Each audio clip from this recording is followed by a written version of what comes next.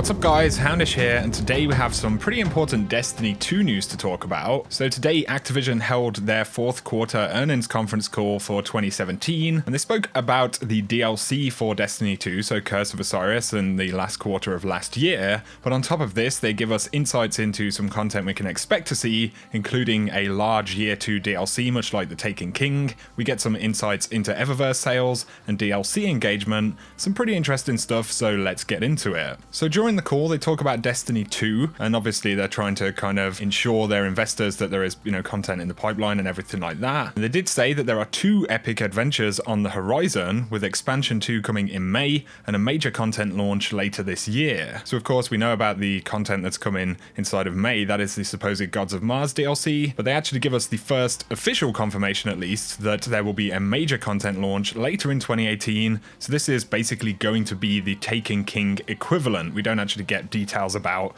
what exactly will be in the expansion, but we can certainly expect it to be, an expansion somewhere along the lines of what we saw in the Taken King, especially with all of the changes that are needed in the game, and they do actually talk about that stuff. By the way, there was a fake leak of a supposed Taken Queen expansion. It's actually confirmed not to be real. It was some concept art inspired by Destiny that somebody else made, and that's of the actual kind of mask that you can see there, and then someone actually edited that and used that to make a poster for an expansion, which is a pretty cool looking poster for sure, but just in case you'd seen it, it is actually not real. But there are a few pretty interesting facts about the expansion that we saw last year, so Curse of Osiris. It was actually bigger than the first DLC, The Dark Below, in Destiny 1. They actually made more sales of Curse of Osiris than they made of The Dark Below. And a big part of this is because, of course, they had the pre-order where you could get the expansion pass and everything like that, so it's content that a lot of people bought outright before Destiny 2 even launched.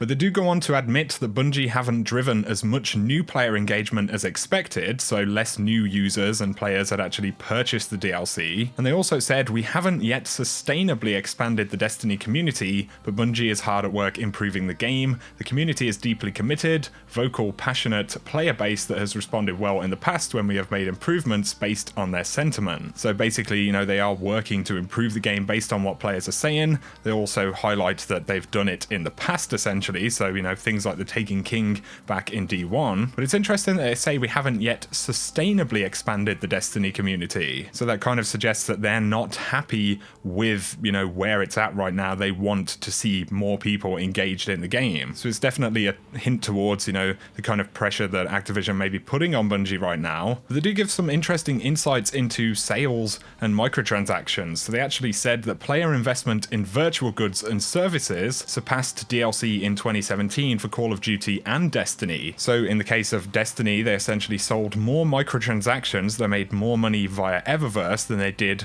via the actual expansion, Curse of Osiris. They do finish by saying that they expect to see the same kind of results in 2018. And this is at a time that a lot of analysts predict that companies would kind of change their direction with microtransactions going into 2018, but it doesn't really appear that Activision are curbing that in any way, They seem to be making fairly good money from it, but of course, in the case of Destiny, there are going to be a lot of changes to Eververse, and they are going to lose a lot of money potentially. But of course, that all balances out based on whether loads of people don't leave your game because they're annoyed about your microtransaction system. So it's one of those, but they did say that Call of Duty, Destiny 2, and Crash Bandicoot, under the banner of Activision, saw an operating income of $634 million for Activision. So that's absolutely crazy. Obviously, this call is full of these numbers. I will link the slides for the call in the description below so you can take a look at them in better detail. But throughout the call, they iterate that Activision and Bungie are hard at work improving Destiny 2. They're trying to improve player engagement and will have major content launches in May and once again in the second half of this year. Somebody asked Eric Hirschberg, the CEO of Activision, about player engagement with Destiny 2, and he did point out that they had a very successful launch. It was the number 2 game in the US, and the first couple of months saw pretty good engagement for the game, but after that, players started to find that a lot of the endgame elements they expected weren't there, and they want to address the grind issues that players have in general they think that players ate up content much faster than they anticipated, which is certainly interesting. But I mean, Bungie have a lot of experience of this already, so they certainly knew the risks of changing a whole bunch of core systems in the game. You know, they were pitting it on more casual players or a much wider audience base for the game actually, you know, being engaged by that. But Eric Hirschberg adds that they feel they have the right plans to address concerns, beginning with the recent roadmap from Bungie, and going forward there will be a great expansion coming in May focused on re-engaging players, and a huge expansion in September focused on long-term player engagement. They still believe that players deeply care about the game, and Activision expect to see more communication and transparency going forward. So obviously some very interesting information that we've got there. We have confirmation that there will be a big launch in September. I mean, most of us assumed that this would be the case, but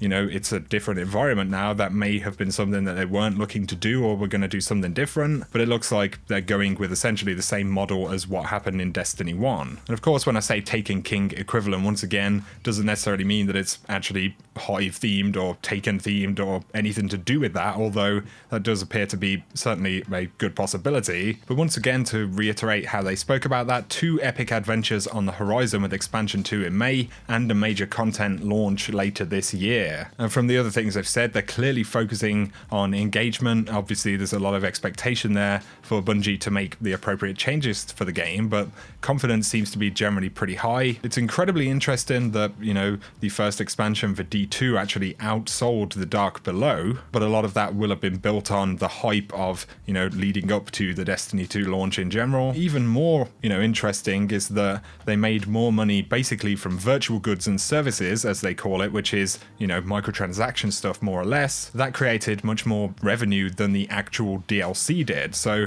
if you put that in context now compared to year 1 in Destiny, if they had lower sales of the Dark Below than they did of Curse of Osiris, but then in D2 they made more money from microtransactions, you've got to bear in mind there wasn't microtransactions in Destiny 1 at the time Dark Below actually launched, or at least, you know, not like we have now. There were pre-order incentives and things like that. Despite the clear positives that they have pointed out though, once again there is an expectation there, and they are trying to encourage their investors and encourage people in general that the right changes are being made. So certainly pretty interesting stuff. I'll be curious to hear what you guys think about the fact that there's going to be an expansion later in the year. Does that get you excited? What are your thoughts on Eververse and what they're talking about with the DLC and everything like that? Certainly interesting insights at the very least. In other recent news for today though, Deej actually posted a blog post about the recent change to the forum participation rules on Bungie.net. So basically they've changed it to where actually using the forum, or to be able to use the forum, you first have to reach the farm in Destiny 2. So you have to own the game,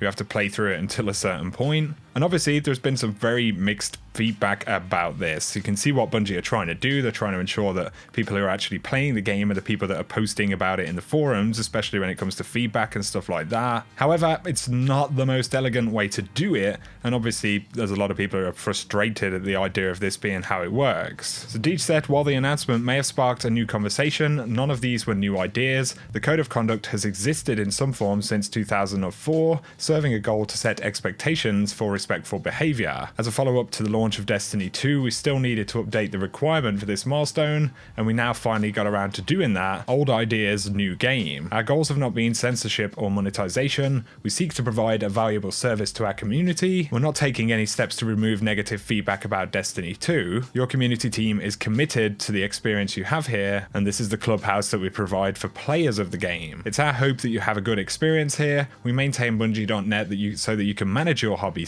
and make some new friends that will enrich your journey. We also want to know you and learn from you. So that is the gist of the update that Deej actually put out. He does talk about some other stuff in there as well, but you'll have to let me know what you guys think about that. I can understand why Bungie would make the move. It's another one of those not very elegant feeling ways to deal with things, like I said before, but Bungie do reiterate that this is something they've actually had in place for quite a long time. They just didn't go into Destiny 2 with that system in place, and they've finally changed it now. But of course, for a lot of people, it will look like, you know, they're censoring what people are saying or trying to do that in some way. It just doesn't sound very good in general, does it? So you guys will have to let me know, like I said, what you think about that. We can also expect this week at Bungie at some point today as well. I will keep you updated on all of the juicy details from that blog post. For now though, guys, I hope you have found the video useful or interesting. Let me know your thoughts down in the comment section. If you have enjoyed it, a like is very much appreciated. Once again, I've recently started streaming on Twitch a little bit more regularly, so if you want to come check out some Destiny stuff live on Twitch, as well as some other games, which is what I'm focusing on Twitch as much as I can, then all of the links for that will be in the description below. If you're new around here, feel free to hit that subscribe button. But for now, thanks for watching. I will catch you guys very soon.